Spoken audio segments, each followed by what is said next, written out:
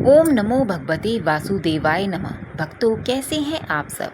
आप सभी का आपके अपने ईश्वर कृपा चैनल में बहुत बहुत स्वागत है। भगवान विष्णु की कृपा आप और आपके परिवार पर सदा सर्वदा बनी रहे। भक्तों, आज हम अपनी इस वीडियो में बात करने वाले हैं सर्वाधिक लाभ प्राप्ति के लिए पापांकुशा एकादशी पर करें भगवान विष्णु की विधिवत पूजा। जाने तिथि? तो चलिए, भगवान विष्णु को एकादशी तिथि सबसे प्रिय है, इसलिए अक्टूबर महीने में पापांकुशा एकादशी व्रत रखने से व्यक्ति को बहुत लाभ होगा और वह सभी प्रकार के पापों से मुक्ति प्राप्त कर लेगा। इस व्रत का महत्व भगवान कृष्ण ने भी बताया है।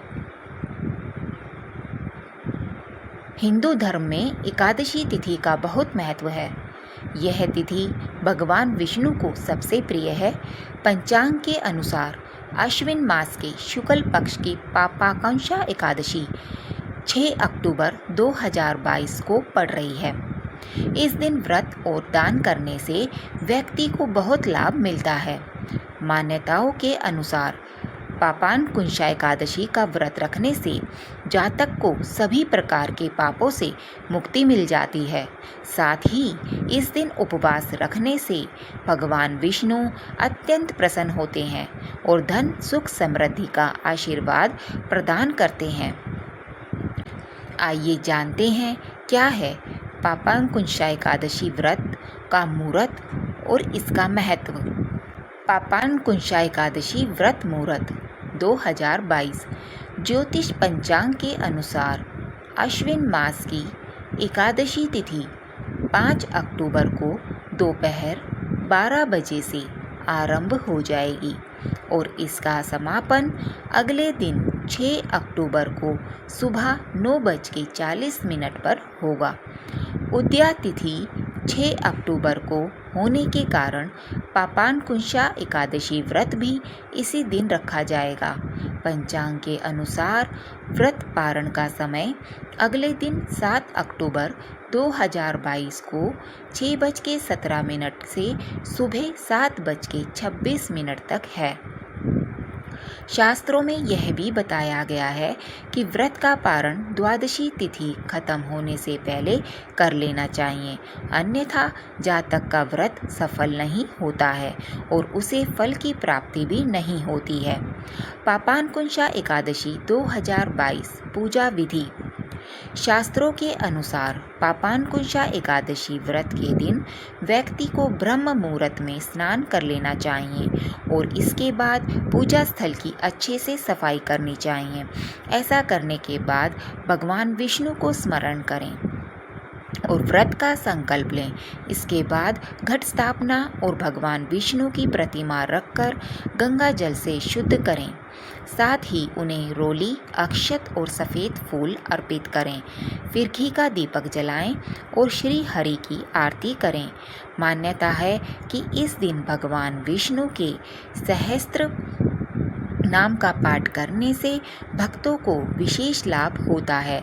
इसके बाद जरूरतमंद लोगों को भोजन व दान अवश्य करें और उसके बाद ही व्रत का पारण करें। पापांकुशा एकादशी व्रत का महत्व। शास्त्रों के अनुसार पापांकुशा एकादशी व्रत रखने से व्यक्ति के सभी प्रकार के दोष पाप खत्म हो जाते हैं और उन्हें जन्म मरण के बंधन से मुक्ति प्राप्त हो जाती है। इसके साथ इस व्रत का महत्व स्वयं भगवान श्री कृष्ण ने महाभारत काल में धर्मराज युधिष्ठिर को बताया था।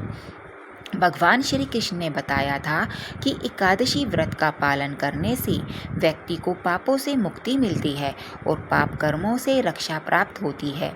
साथ ही इस दिन दान व पवित्र नदियों में स्नान करने से विशेष फल प्राप्त होता है।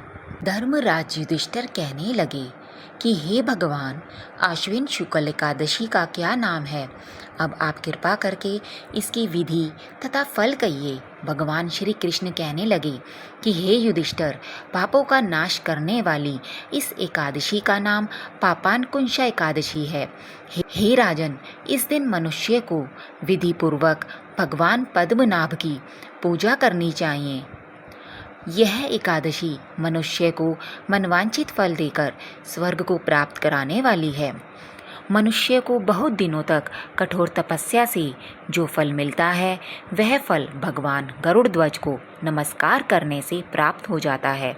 जो मनुष्य अज्ञानवश अनेक पाप करते हैं परंतु हरि को नमस्कार करते हैं, वे नरक में नहीं जाते। विष्णु के नाम के कीर्तन मात्र से संसार के सब तीर्थों के पुण्य का फल मिल जाता है। जो मनुष्य शार्ंग धनुषधारी भगवान विष्णु की शरण में जाते हैं, उन्हें कभी भी यम यातना नहीं भोगनी पड़ती। जो मनुष्य वैष्णव होकर शिव की और शैव होकर विष्णु की निंदा करते हैं, वे अवश्य नरकवासी होते हैं। सहस्त्रों वाजपेयी और अश्वमेध यज्ञों से जो फल प्राप्त होता है, वह एकादशी के व्रत के 16वें भाग के बराबर भी नहीं होता है।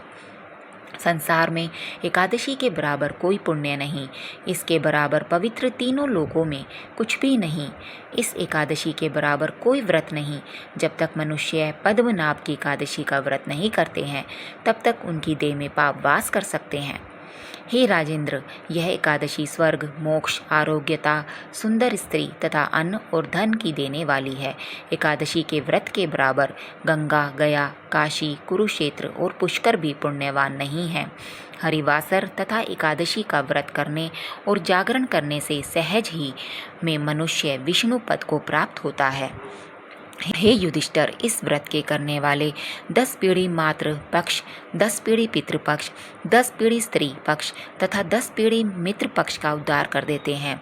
वह दिव्य देह धारण कर चतुर्भुज रूप हो, पीताम्बर पहने और हाथ में माला लेकर गरुड़ पर चढ़कर विष्णु लोक को जाते हैं। हे नृपोत्तम, बाल्यावस्था, युवावस्था और वृद्धावस्था में इस व्रत को करने से पापी मनुष्य भी दुर्गति को प्राप्त न होकर सद्गति को प्राप्त हो जाता है। आश्विन मास की शुक्ल पक्ष की इस पापान कुंशा एकादशी का व्रत जो मनुष्य करते हैं, वे अंत समय में हरिलोक को प्राप्त होते हैं तथा समस्त पापों से मुक्त हो जाते हैं। सोना, तिल, भूमि, गौ, अन्न, जल, छतरी तथा ज्योति दान करने से मनुष्य यमराज को नहीं देखता। जो मनुष्य किसी प्रकार के पुण्य कर्म किए बिना जीवन के दिन व्यतीत करता है, वह लोहार की भट्टी की तरह सांस लेता हुआ निर्जीव के समान ही है। निर्धन मनुष्यों को भी अपनी शक्ति के अनुसार दान करना चाहिए तथा धन वालों को सरोवर, बाग, मकान आदि बनवाकर दान करना चाहिए। ऐसे मनुष्यों को यम का द्वार नहीं देखना पड़ता तथा संसार में दीर्घायु होकर धनाढ्य, कुलीन और रोग रहित रहते हैं। पापान कुंशा एकादशी व्रत कथा। प्राचीन समय में विंध्य पर्वत पर क्रोधन नामक एक बहेलिया रहता था। वह बड़ा क्रूर था। उसका सारा जीवन हिंसा, लूटपाट, मद्यपान और गलत संगति, पाप कर्मों में बीता। जब उसका अंतिम समय आया, तब यमराज के दूत बहेलिये को लेने आए और यमदूत ने बहेलिये से कहा कि कल तुम्हारे जीवन का अंतिम दिन है, हम तुम्हें कल लेने आएंगे। यह बात सुनकर बहेलिया बहुत भयभीत हो गया और महर्षि अंगिरा के आश्रम में पहुंचा और महर्षि अंगिरा के चरणों में गिरकर प्रार्थना करने लगा, हे ऋषिवर, मैंने जीवन भर पाप कर्म ही किए हैं। कृपा कर मुझे कोई ऐसा उपाय बताएं जिससे मेरे सारे पाप मिट जाएं और मोक्ष की प्राप्ति हो जाए। उसके निवेदन पर महर्षि अंगिरा ने उसे आश्विन शुक्ल की पापान कुंशा एकादशी का व्रत विधिपूर्वक करने को कहा। महर्षि अंगिरा के कहे अनुसार उस बहेलिये ने यह व्रत किया और किए गए सारे पापों से छुटकारा पा लिया और इस व्रत पूजन के बल से भगवान की कृपा से वह विष्णु लोक को गया। जब यमराज के यमदूत ने इस चमत्कार को देखा तो वह बहेलिये को बिना लिए ही यमलोक वापस लौट गए। तो भक्तों, उम्मीद करती हूँ आपको हमारी ये वीडियो अच्छी लगी होगी। अगर हमारी ये वीडियो आपको थोड़ी सी भी अच्छी लगी होगी तो हमारे चैनल ईश्वर कृपा को सब्सक्राइब, लाइक और शेयर करना ना भूलें। धन्यवाद।